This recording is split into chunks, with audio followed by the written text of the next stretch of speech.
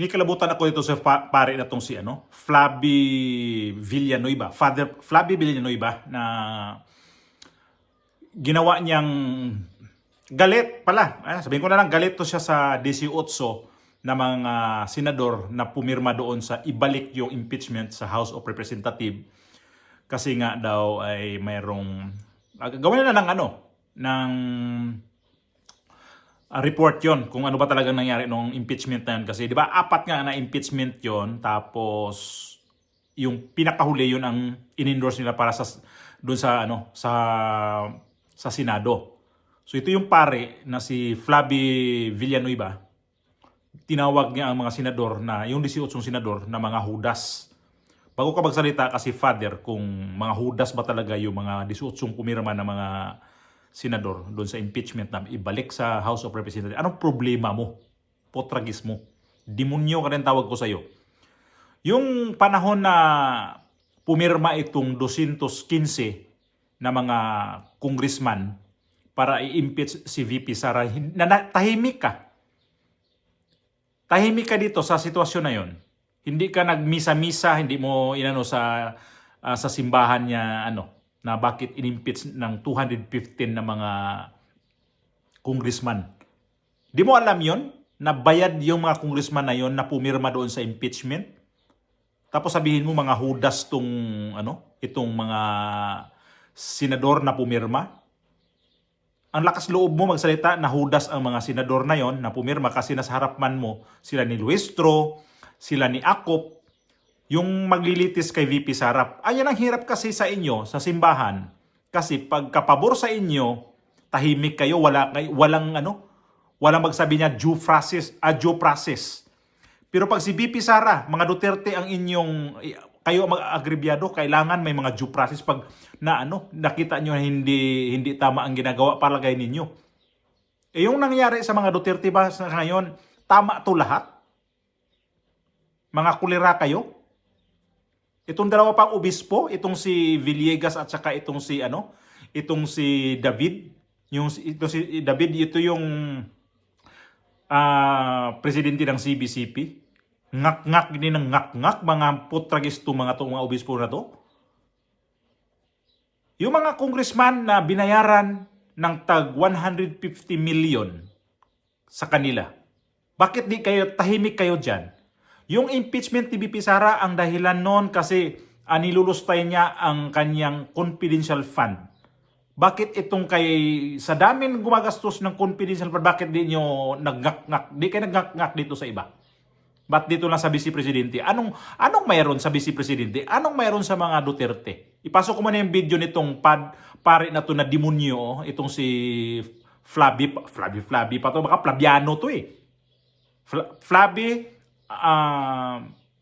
Villanueva. Nitong mga nagdaang oras at kahit simula 2016, nakita natin kung paano winasak ang tiwala, binaboy ang buhay, pinatay ang naghahanap buhay, binastos. Ilang oras lang nagdaan ang saligang batas. Sila ay maari kong sabihing mga modernong pariseyo. Nung panahon ni Jesus, ang mga pariseyo ay mga taong pinagkatiwalaan at nangangalaga ng batas. Ngayon, kapit din nila ang batas, ngunit ginagamit sa panghaharabas.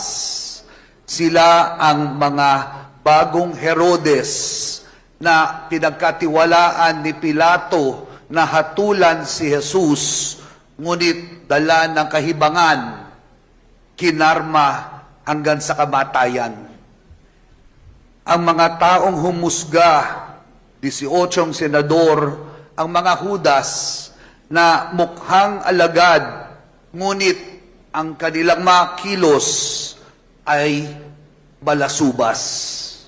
Sila ang mga Pilato na may kapangyarihan bilang hari ng saligang batas, ngunit ginamit ang poder, naghugas ng kamay upang imbis ang hari ng katotohanan, ang bigyan laya, pinili ang kamatayan at si Barabas.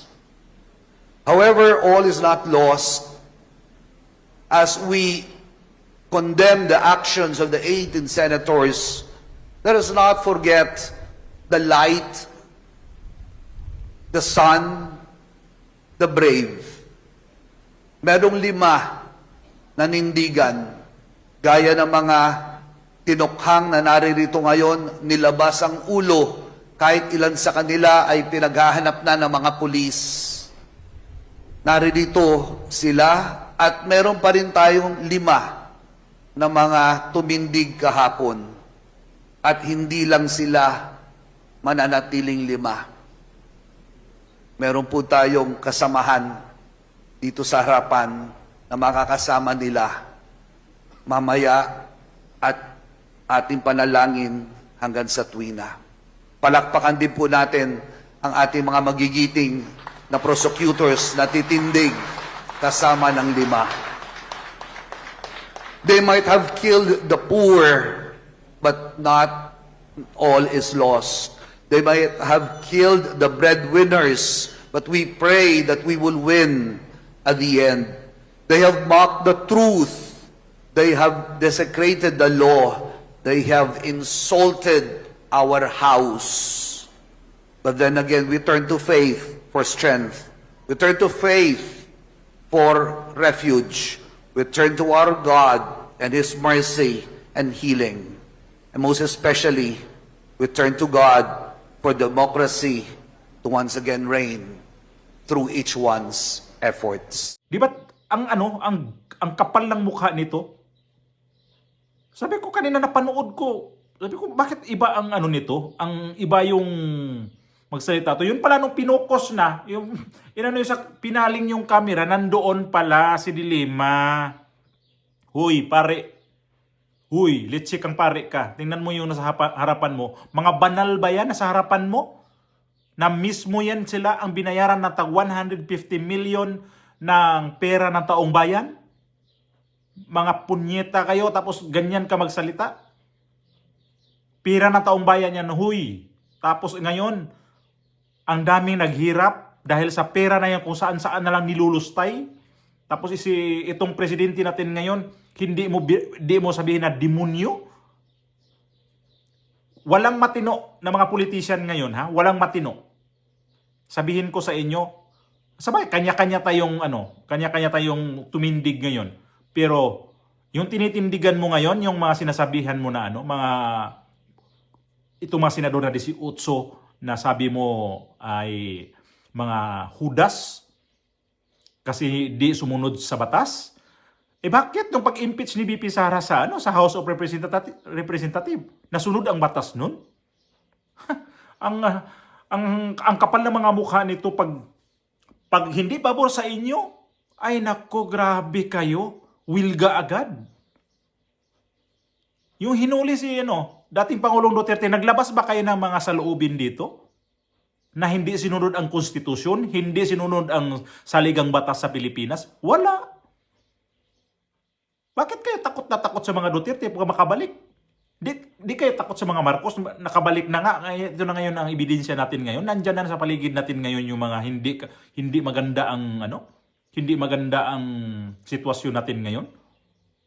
Tapos ang mga Duterte, bakbakan nyo ng bakbakan. Huwag kayong mag-alala. Kasi kaming taong bayan, nakikita namin yan. At isa pa, hoy, pare na bastos, pareng demonyo. Sabihin ko sa'yo, demonyo ka. Itong si Bato de la Rosa, itong nanalo ngayon, bago lang. Especially, 3 lang babagitin ko nito. Ito si De La Rosa, Bungo, at saka itong si Marcoleta. Sila naman talagang 3 nagsabi na ayaw talaga nilang impeachment. Bakit nanalo to? Bakit ito si Bungo nakakuha ng 27 million na boto kung ayaw ng taong bayan sa impeachment? Hindi ito nanalo. Logic lang. Bakit sinuportaan tong 3? Nakikita ng mga taong bayan ngayon kung sino talaga ang agrabyado dito sa laban natin ngayon. Huwag niyong sabihin na ang taong bayan ang agrabyado ngayon. Ang taong bayan ang naghanap ng hustisya. Hindi. Wag kang wag kang patakag istorya kang pare ka. Magpatuli ka kaya. Ito mga taong ganito, nayangan sila ni Dilema, nandiyan sa simbahan, ginamit nyo pa simbahan. Ninsulod pa mo sa simbahan. Wala na mo'y kalaing katungnan na nagyan mo sa simbahan. Gusto niyo mag-people power, saan panig? Ay, puso na. Ito kasing simbahan na, malamang sa ano yan, dito sa may Isa Shrine. Kasi ito, Isa Shrine, alam naman natin kung sinong nagpatayo niyan dyan eh. Kasi dyan nagsisimba kasi talaga yung mga dilawan. Itong pare na to, halata itong dilawan eh. Galit na galit kayo sa mga Duterte. Bakit? Tanong ko lang, bakit kayo galit na galit? Doon sa sinasabi ng mga AJK na yan? Animal kayo. Yung nangyari ngayon, masahol pa sa AJK. Yung mga binibintang niyo kay dating Pangulong Duterte na EJK, saan ang ebidensya ninyo? Saan ang kaso nyo noon? Sabihin niya lang, galit kayo kasi hindi kayo makapurma noon sa gagawin nyo. Kasi barado kayo sa panahon ni dating Pangulong Duterte. Ngayon, ayaw nyo makabalik ang mga Duterte kasi gusto nyo na para kayong Lucky Salayaw, Jeff Rocks. Mga animal to, mga pare na to. Ako, hindi ko naman walang pare talaga na kasama sa pamumuno. Ito si Father Ubod, naman natin sa politika, pero iba ang banat ni Father Ubod dito sa sa tungkol sa politika. Pero ito, nakikita nyo, si Father Ubod hindi naman pinasok na mga nasa politika talaga ng mga tao. Pero ito nakikita natin na nakita nyo naman kung sino yung nandun sa simbahan. Ako, si Luistro, ito yung ito maglilit, ito si Libanan, yung isang dyan, congressman na medyo mataba. Libanan yata Libanan. Tapos, galit na galit kayo dito sa mga Duterte. Sabihin ko nga sa inyo, kung ayaw na mga tao dito sa mga Duterte, bakit nanalo tong mga niya? Yung kilala talagang malapit kay dating Pangulong Duterte, itong si Bato at saka itong si Bungo. Bakit si Bungo? Apaw-apaw ang buto nga nakuha. Pati si De La Rosa. Nakita naman natin sa survey noon na ito si De La Rosa dito sa baba. Tapos sabihin nyo ang mga tao gustong-gusto sa impeachment. Hindi kami gusto sa impeachment, no? Kayo ang gusto namin mawala dyan. Kasi kayo mga demonyo. Parehas lang ngayon ang mga simbahan simbahan ng Katoliko. Kaya nga, panipis ng panipis ang magsisimba sa inyo kasi di nagustuhan yung mga mga estilo nyo. Estilo nyo bulok. Ito yung mga dalawang obispo at saka itong pare na to, napaka demonyo ninyo. Panahon na agrebyado ang mga Duterte, ni isa sa inyo walang pumiyok na magsalita. Pero ngayon na sa tingin nyo na parang talo yata. Talo ang namin gusto namin na hindi nasunod pag di kasi sundin ang gusto ninyo, ganyan, galit na galit kayo. Ayan. Patikim pa lang to, may 2028 pa ho. Paano kung manalo tong inaayawan ninyo? Saan kaya kayo pupunta? Sabagay, itong mga tao na tong mga itong si VP Sara, hindi ito nagtatanim ng galit. Dito nagtatanim ng galit. Sigurado ako nagtatanim ng galit to. Nasa isip lang niya na kung ano ang ginagawa ninyo. Kasi kayo mga hayupak kasi kayo.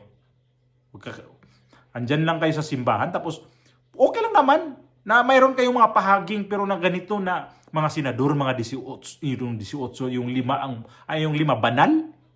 banal yung 5 na hindi sang-ayon doon na ibalik yung impeachment sa House of Representatives. Sus, banal daw yun.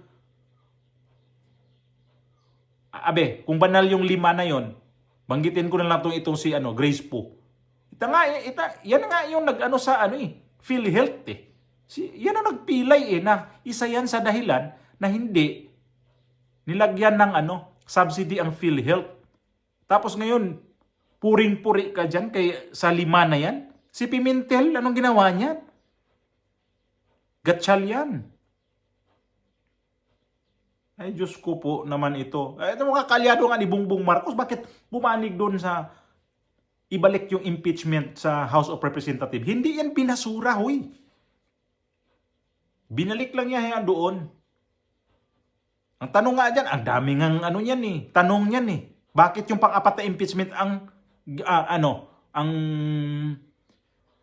ginawa ng talaga, i-trial talaga si VP? Saan yung 3? Tapos ang tanong dyan, makatawid ba yan sa 20th Congress? May mga abogado nga, abogado nga dyan.